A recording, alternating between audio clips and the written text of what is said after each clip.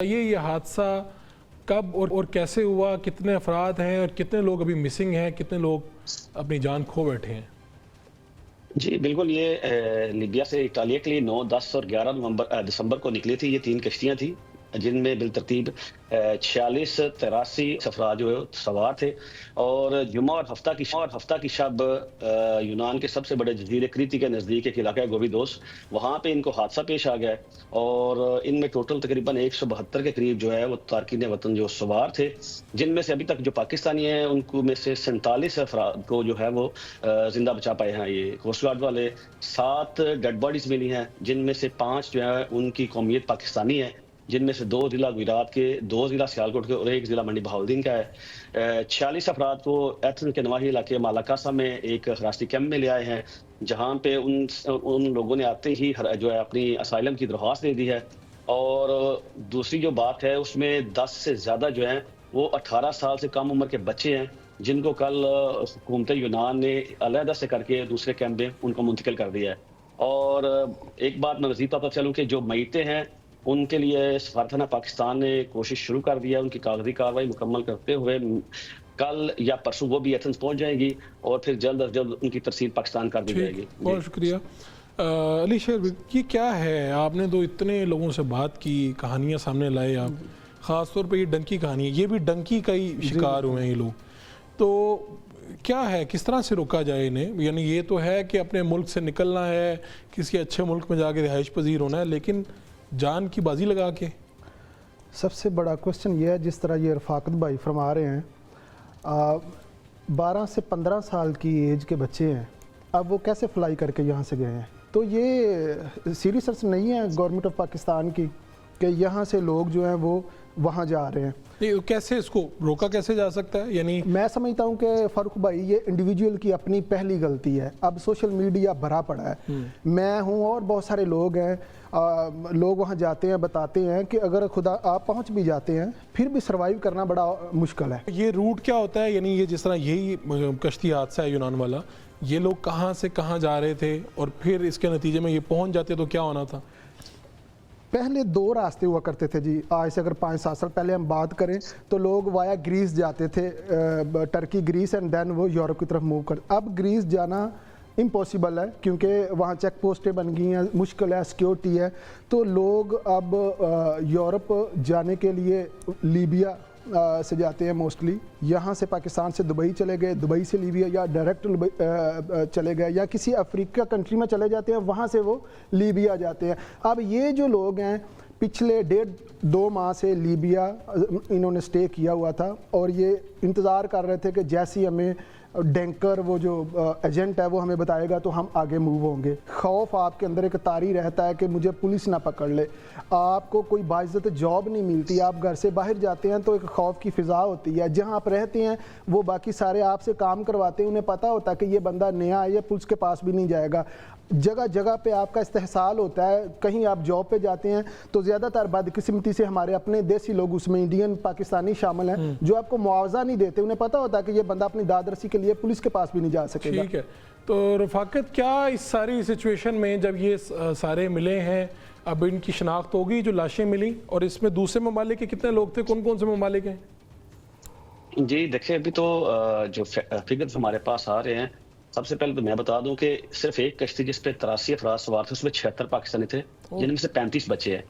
ٹھیک ہے، اور ان 35 میں اگر کہیں کہ 15 سے زیادہ جو بچے ہیں نا وہ 10 سال سے بھی کم ہیں، جن میں 12 سال کے بچے، میں خود ان کو ملا ہوں کل رات کو جا کے، جو انہوں نے انکشافات کیے کہ 6 دن ان کو بھوکا رکھا گیا، لیبیا میں کس طرح سے ان پر ظلم ہوا اور کس طرح گن پوائنٹ پہ ان کو لوڈ کیا گیا، ٹھیک ہے، تو اور ان کو کشتی کو چلانے والا، یہ کشتیاں چوری کی کشتیاں تھیں جس پہ مچھلی پکڑی جاتی ہے، 7 سے 10 میٹر کی کشتی تھی، جس پہ کیا ہے کہ 25 سے 30 بندے نہیں بیٹھتے، یہ 4-5 بندے ہوتے ہیں، اور ان کا مین کام جو ہے مچھلی کا شکار کرنا ہوتا ہے۔ لیکن چونکہ ان لوگوں کے پاس وہ وسائل نہیں ہوتے کہ پتہ چلے کہ موسم کی سچویشن کیا ہے، اب میں بتاتا ہوں کہ سخت سردی اور 9/4 سمندر میں جو ریسکیو ٹیمیں ہیں ان کے لیے بھی کام کرنا بڑا مشکل ہو رہا تھا، اسی لیے 120 بندوں میں سے صرف ان کو آخری 3 دن تک صرف 2 مزید ڈیڈ باڈیز ملی ہیں۔ ساتھ ساتھ میں یہ بتاتا چلوں کہ جو میتیں ہیں ان کی شناخت ہو چکی ہے، دو میتیں ہیں ان کی ابھی تک شناخت نہیں ہوئی، ان کا DNA ریکوائر کیا گیا ہے، لیکن جو 7 ہے ان میں سے 5 تو پاکستانی یہ کنفرم ہو چکا ہے. جو ڈیڈ باڈی کی ترسیل کر دی ہے کمپنی, اس کے ساتھ سفارتخانہ نے معاملات طے کر لیے ہیں, اور سفارتخانہ پاکستان کی ٹیم جو ہے وہ اس وقت بھی کریتی جزیرے پہ موجود ہے تاکہ ان کے ڈاکومنٹس کتنے لوگ مسنگ ہیں, یعنی جن کی جو ملی نہیں ہے ڈیڈ باڈیز وغیرہ یا جی ابھی جو ہمارے ذرائع بتا رہے ہیں اور جو ہم نے رات کو جا کے بچوں کے ساتھ بات کی, جو مختلف کیونکہ 3 حادثات میں 3 مختلف قسم کے بچے ہیں, تو انہوں نے بتایا جی ہم تو ایک میں سے 35 بچے ہیں, تو سیدھی بات ہے ایک میں سے تو 40 پکے گئے, ٹھیک ہے جی, باقی ایک میں 46 بندے تھے, ایک میں 45. جی تو یہ بچوں کو یعنی کیا, جب آپ نے ان سے بات کی ہے جو پاکستانی بچے تھے یہ کہاں کے تھے اور کیا ان کو صرف یورپ بسنے کا ایک وہ سپنا ہے جو جس کو لیے انہوں نے اتنی اپنی جان کی بازی لگا دی, یا انہیں پتہ ہی نہیں تھا کہ یہ حالات ہوں گے؟ جی پتہ, جیسے علی شیر نے پہلے کہا کہ حالات پتہ ہوتا ہے. دیکھیں اب پاکستان سے ایک 12 سال کا بچہ ٹریول کر کے دبئی جاتا ہے, دبئی سے اس کو مصر لے جایا جاتا ہے, مصر سے اس کو بائی روڈ لیبیا لے جایا جاتا ہے, ٹھیک ہے. تو یہ سفر ایک دن کا محیط نہیں ہے, 4-5 گھنٹے کی فلائٹ نہیں. جیسے ہی وہ پاکستان سے نکلتا ہے اس کے لیے مصیبتیں, پریشانی اور ریتیں شروع ہو جاتی ہیں. لیبیا پہنچتے ہی وہاں پہ دنیا ہی اور ہے, وہاں نہ پہ انٹرپول کام کر رہی ہے, نہ جو ان کے ساحلی علاقے ہیں وہاں پہ کسی کا کنٹرول ہے, وہ کھلے دل سے کام کرتے ہیں. اور ابھی بھی 3-3.5 ہزار پاکستانی, یہ چھوٹا فگر نہیں ہے, 3-3.5 ہزار پاکستانی جو ہے وہاں ان ایجنٹوں کی قید میں بیٹھا پڑا ہے, جن سے 20 سے 25-30 لاکھ روپے لے لیے گئے ہیں ایڈوانس میں, چاہے وہ مریں چاہے وہ جیئیں. یہ لیبیا میں اس حادثہ جی لیبیا میں یہ حادثہ نہیں ہونا چاہیے تھا. جب پچھلے سال جون میں ہم نے 400 بچہ اپنا گنوایا تھا, اگر حکومت پاکستان اس پہ سیریس ایکشن لیتی. تو گورنمنٹ کیوں آنکھیں بند کر کے بیٹھی ہے جب یہاں سے لوگ فلائی کرتے ہیں؟ علی شیر آپ کیا اس کو کنکلوڈ کس طرح سے کرتے ہیں آپ اسے, کہ کیا کریں اب, یعنی سٹیپ کیا ہونے چاہیے؟ پہلے حادثہ ہوا, 400 لوگ ہوئے, ہم نے بڑا یہاں پہ ماتم کیا, چیزیں کی, لیکن عملی کوئی اقدام نہیں ہوا. آپ جس طرح سے رفاقت ہیں, آپ ہیں, آپ لوگوں کو دے تو رہے ہیں شعور کہ نہ آئیں, حالات اتنے سازگار نہیں ہیں, اس سے بہتر پاکستان میں حالات ہیں, اس سب کے باوجود روکیں کیسے اب؟ فرق بھائی, میں کسی کو مایوس نہیں کرنا چاہتا, نہ کبھی کوشش کی ہے. مقصد یہ ہے کہ لوگوں کو اویئر کیا جائے کہ ریالٹی کیا ہے. دیکھیں اب 1 سال قبل اتنا بڑا حادثہ ہوا ہے, 1 سال کے بعد پھر یہ دوسرا حادثہ ہے, اور یہ وہ چیزیں ہیں جو رپورٹ ہو رہی ہیں, یہ آپ ذہن میں رکھیں. بہت ساری ایسی کشتیاں ہیں جو ڈیلی بنیاد پہ ڈوبتی ہوں گی لیکن وہ رپورٹ نہیں ہوتی. ایجنٹ یہاں سے دکھاتا ہے خواب, آپ کو دکھاتا ہے کہ آپ 15 دن میں یورپ پہنچ جائیں گے. میں سر آپ کو بتا رہا ہوں کہ ایک بندہ آیا ہے, وہ کہتا ہے جی 15 دن کے بعد آپ وہاں پہ ہوں گے. میرے گاؤں سے ایک بندہ جاتا ہے, ابھی وہ پہنچتا نہیں ہے, وہ کسی افریقی کے ملک میں ابھی سٹے اس نے کیا ہوا, باقی سارا گاؤں اس بندے کا انتظار کر رہا ہے, صاحب کب آئیں گے, ہم انہیں پیسے دیں گے تاکہ ہمارے بچے رہ نہ جائیں یہاں پہ. اس نے اتنا انتظار نہیں کیا کہ 15 دن میں دیکھ لوں کہ یہ بندہ جاتا بھی ہے یا نہیں. اب تقریباً 15 سے 16 لوگ جو ہیں وہ لیبیا سٹک ہوئے پڑے ہیں. اور ان سے پیسے کس طرح سے منگوائے جاتے ہیں, یہاں سے